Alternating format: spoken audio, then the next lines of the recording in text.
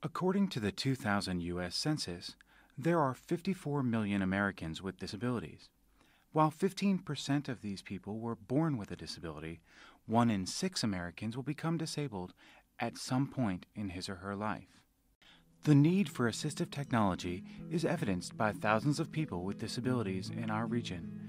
The 2009 American Community Survey Data Profile reports that there are more than 569,000 Marylanders of all ages with a disability. More than 38,000 children between the ages of 5 and 15 have a disability, and more than 343,000 residents with disabilities are between the ages of 21 and 64. At least 80,000 Maryland residents between the ages of 65 and 74 have a disability, and this is a rapidly growing group. When suddenly faced with a challenge to independence, where can people turn? How do people find resources that are available to help them to remain as independent as possible? What options exist if no commercial products fit their needs? The Maryland Technology Assistance Program and V-Linc are two organizations devoted to finding solutions.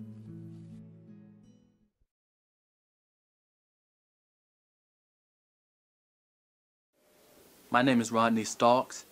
I'm an office clerk. I'm employed by the Maryland State Department of Education. I work in Baltimore, Maryland at the Workforce and Technology Center located 2301 Argonne Drive.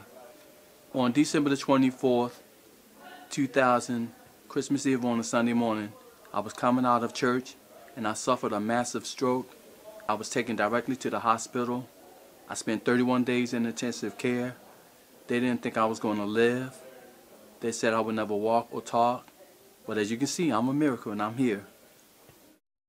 In 2005, Rodney applied to the Assistive Technology Loan Program, a financing component of the Maryland Technology Assistance Program, to finance an adapted vehicle. I decided, hey, this is not it for me. I can do something else. I didn't let it get me down. I kept striving. I went back to work after being home for 6 years on disability. I had to have 24-hour care. I really couldn't do anything on my own. I couldn't feed myself, I couldn't clothe myself, but all of that came back through therapy, and they continuously work with me, and now I can do almost everything myself except cook. After a car accident in 2010, Rodney applied to the loan program again and was able to finance a second vehicle, ensuring his ability to maintain his job. The 18 program has made such a marvelous difference in my life. I am so happy with this program. It enables me to get to work every day, and it really makes life a lot simpler. Not only do I go to work with them, I'm in ministry, so it allows me to have functions for church and to participate in a lot of things that I wouldn't be able to if I had to depend on public transportation. Also, I take my mom to work, so it's really great for our household. This has impacted the whole family.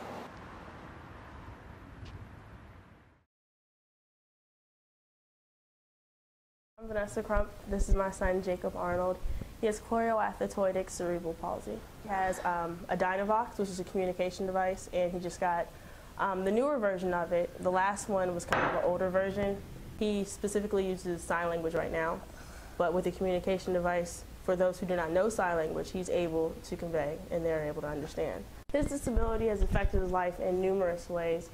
For one, he's not able to interact with his fellow peers as well as his cousins or his relatives. He's not able to walk independently. Therefore, most of his classes in PE are adapted. So it impacts his life greatly to the point where it's more of him sitting and watching than actually participating.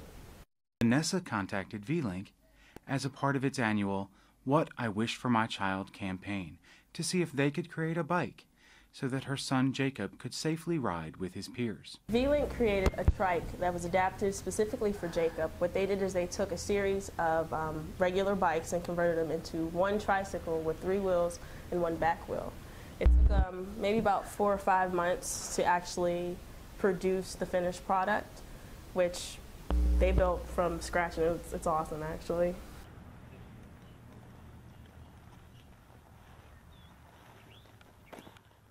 Jacob will not get off the bike. He loves it. He does. He enjoys it now. He's able to ride around, and he doesn't feel any much different than anybody else.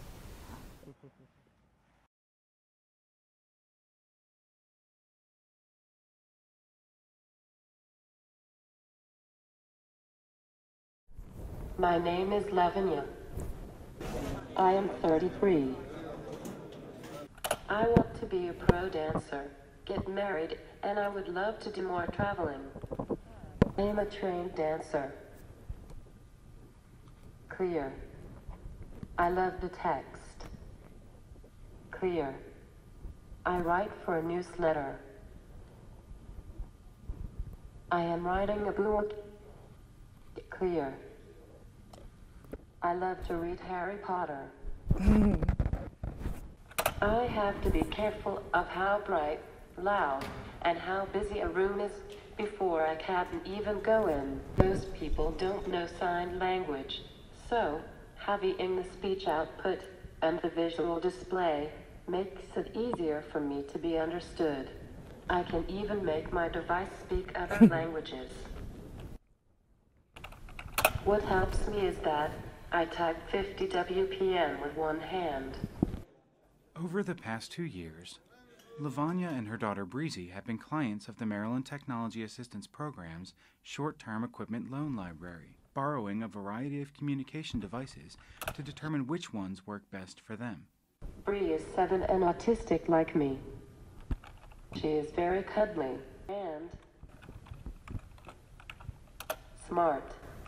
Unable to speak face-to-face in public, Lavanya's autism, selective mutism, and visual impairment have posed numerous challenges for her. As a mother to a precocious 7-year-old daughter who also has autism, she's been able to use the Technology Assistance Program to find the right devices to help support their needs.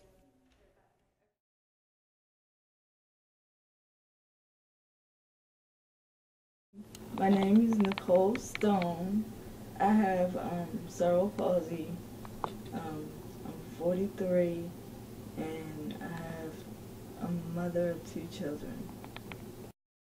My cerebral palsy affects the lower extremities, and it's basically not confined me to a wheelchair, but I use the wheelchair to get around. I'm a stay-at-home mom. My social life is not, it's okay, but it could be better. I actually haven't worked since 1989, and that's partly due to issues related to transportation and disabilities, and I actually suffer from depression, so that's a... Over the years, V-Linc has created many modifications for Nicole to assist her as she parents her child.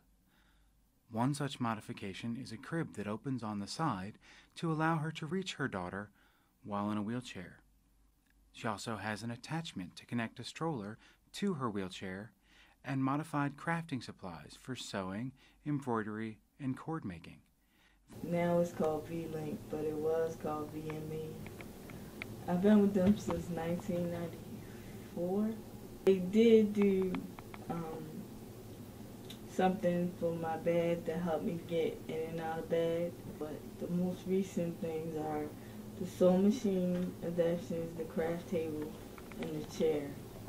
V-Linc has helped Nicole to independently raise her children and follow her dreams. They basically the ones who made it possible for me to raise my kids. That's the biggest thing. I wouldn't be able to take care of my kids if it wasn't for them. They would probably be in the system now.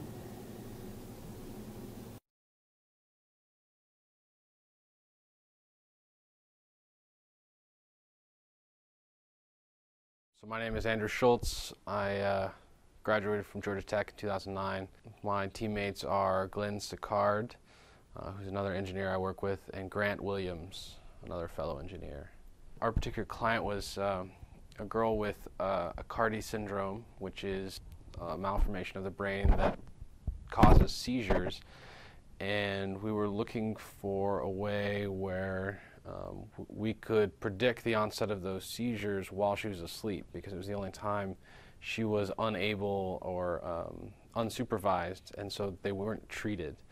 And so she could have a number of seizures while she was asleep, and her parents would never know, and they would never be treated. So we're looking for a way to predict those and then provide a way to wake up her parents so that they could treat her and then hopefully increase her brain development. Luckily, with Aicardi syndrome, the seizures are accompanied with an increase in temperature and heart rate, which allows them to be kind of predicted. So using a temperature sensor and a heart rate monitor, we were able to see elevations in these two biometrics, and then if they reach some threshold during the night, send an alarm signal, and which made a lot of noise and a lot of racket, that woke her parents up, in which time they would come in and then help treat the seizure during the night. This assistive technology allows just people to have more functionality, able to do more day-to-day tasks independently and regain that independence. And in Erin's case, because these seizures were now treated, she made great leaps in her brain development. So she could start learning more. She could make some progress, or even advanced progress over where she was before that, and kind of make great gains in her development.